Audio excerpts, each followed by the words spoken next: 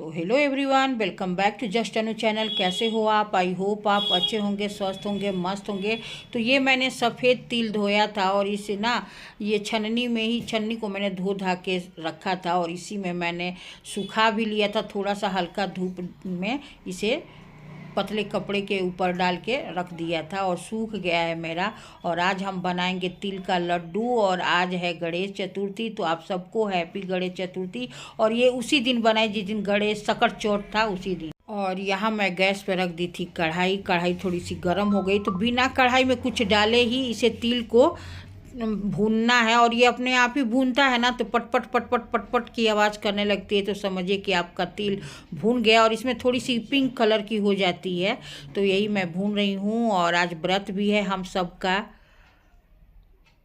और हमारे तरफ तो काला तिल से होती है सकट चौथ की पूजा, पर यहाँ पे मुझे काला तिल मिलता ही नहीं है, तो हम लोग सफ़ेद तिल का ही करते हैं। क्या करें, कोई और सल्यूशन है नहीं। और तिल को ना हमारे तरफ कहते हैं कि माघ चढ़ने से पहले ही तिल को खरीद लो, तो वही तभी पूजा किया जाता है। तिल उस टाइम चौथ वाले के लमसम नहीं खरीदना चाहिए, 1 महीना पहले ही तिल को खरीद लो।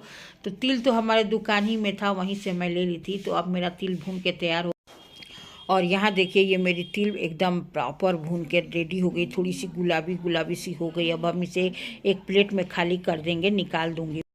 और इस प्लेट में मैं तिल निकाल के और गुड़ को ना हल्के से चाकू से काट दूंगी, हल्का छोटा छोटा सा, जिससे हमारे गुड़ को पिघलाने में बहुत ही आसानी होगी।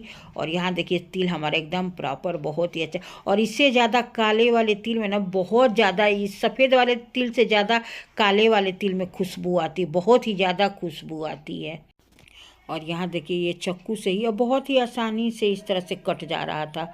और मैं काट के उसके बाद से मतलब जितना तिल ली थी उतना ही मैंने गुड़ भी लिया था। मेरा तिल था 250 ग्राम, उतना ही मैंने गुड़ भी लिया था। और देखिए गुड़ इस तरह का है और मैं इसे चाकू से प्लेट में करती जा रही हूँ। अब मैं बनाऊँगी चाशनी, और चाशनी को देखने के बाद मैं उसमें तिल में डाल दूँगी। और आज मेरा फास्ट है, तो फटाफट से मैं नहा धो के आई। और साफ़ सुथरा से बनाना रहता है व्रत वाले टाइम में ये। और मेरा ही फास्ट है, मम्मी नहीं है, तो आज मेरा फास्ट है। और यहाँ पे देखिए मैंने सारे गुड़ को इस तरह से चॉप कर लिया है। अब इसे मैं डालूँगी कढ़ाई के अंदर। और वही सेम कढ़ाई है जो तिल वाली, उसी में मैं डाल दे रही हूँ गुड़। और ये अपने आप ही धीरे धीरे करके मेल्ट हो जाएगा। और धीरे धीरे कम आंच पे चलाते चलाते गुड़ अपने आप ही मेल्ट हो जाता है। और इसमें मैं डाल दी थी थोड़ा सा घी। ये हमारा जो गुड़ का पाग है, अब ये ऑलमोस्ट होने वाला है, तो इसमें मैंने डाला था थोड़ा सा 1 चम्मच घी डाला था मैंने, शुद्ध देसी घी डाला था। और ये सब मैंने भी यूट्यूब में ही देखा है, मुझे भी इतना कुछ आता नहीं है, इतना मेरा माइंड क्रिएटिव नहीं है, लेकिन जो कुछ भी आता है देखते हूँ, उसे कोशिश करते हैं कि हम भी बनाए, तो एकदम परफेक्ट बना था। ले आ दिया। अब ये गुड़ मेरा हो गया है। अब मैं इसी में नीचे उतार के तिल डाल दूंगी और इसे मैं छोटे छोटे गोले गोले से बना लूँगी अपने तिल के लड्डू। और बहुत सारे तरह तरह के हैं बनाने का, कि तिल इस तरह से बनाओ, उस तरह से बनाओ, जैसे आपको अच्छा लगे। और दिखाते हैं कि पानी में ना थोड़ी सी चाशनी डाल के देखो, तो मेरा भी एकदम परफेक्ट उस तरह का हो गया था, गोली गोली बन रहा था। तो समझिए कि आपका ये जो पाग है बिल्कुल ही परफेक्ट हो गया है। अब आप इसमें जो कुछ भी डालना चाहते हैं डाल के लड्डू बना सकती हैं। और यहाँ पे मैंने ना कढ़ाई में ही पाग नीचे करके उसी में तिल मिला दिया। और ये देखिए नीचे रख दिया था एक वो, क्योंकि कढ़ाई बहुत ही ज़्यादा गर्म थी, तो डर भी लगता है। और यहाँ पे मैं तिल इसमें धीरे धीरे करके मिलाऊंगी और अच्छे से चलाती जाऊंगी, क्योंकि पाग ठंडा हो जाता है ना, गरम गरम में ही अच्छे से मिला देना है, नहीं तो ये अच्छे से नहीं लड्डू बन पाती है। तो बहुत अच्छे से सारा चीज़ तिल और गुड़ को इतने अच्छे से मिक्स कर देना है, चलाते रहना है कि जो वो एकदम आपस में दोनों तिल और गुड़ जो है एकदम आपस में मिल जाएं। उसके बाद से अब हमें एक थोड़े से हाथ में पानी लगा लगा के लड्डू के आकार का, जैसे आपको शेप चाहिए उस तरह का आप शेप दे सकती हैं। तो देखिए ये मेरा परफेक्ट एक दूसरे में ये मिल गए हैं।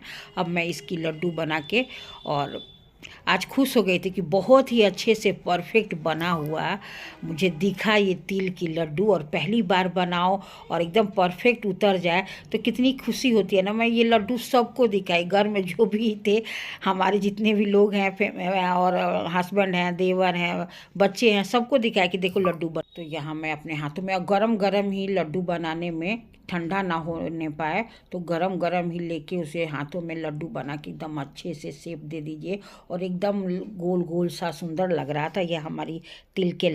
तो यहाँ पे मैं अपने हाथों से गोल गोल, देखिए कितना अच्छा लड्डू बना दिया, और थोड़ा ही 250 ही ग्राम था। बहुत ही अच्छे से हमारे ये लड्डू बन के रेडी हो गए देखिए, और बहुत ही खुशी हुई कि अच्छा जब बनता है ना तो मन में बहुत अच्छा लगता है, और कोई खाए और तारीफ़ करे कि बहुत ही अच्छा बना है तो और भी अच्छा लगता है।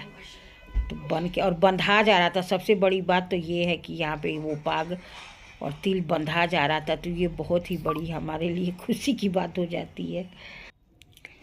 और ये देखिए बिल्कुल ही परफेक्ट लड्डू बन के तैयार हो गया था। और थाली में जो प्लेट है ना उसमें चिपक भी गया था, लेकिन जब अपने आप ही ये सूख गया ना तो वो प्लेट छोड़ दिया था। मुझे लगा कि चिपक गया क्या, लेकिन अपने आप ही वो प्लेट छोड़ दिया था।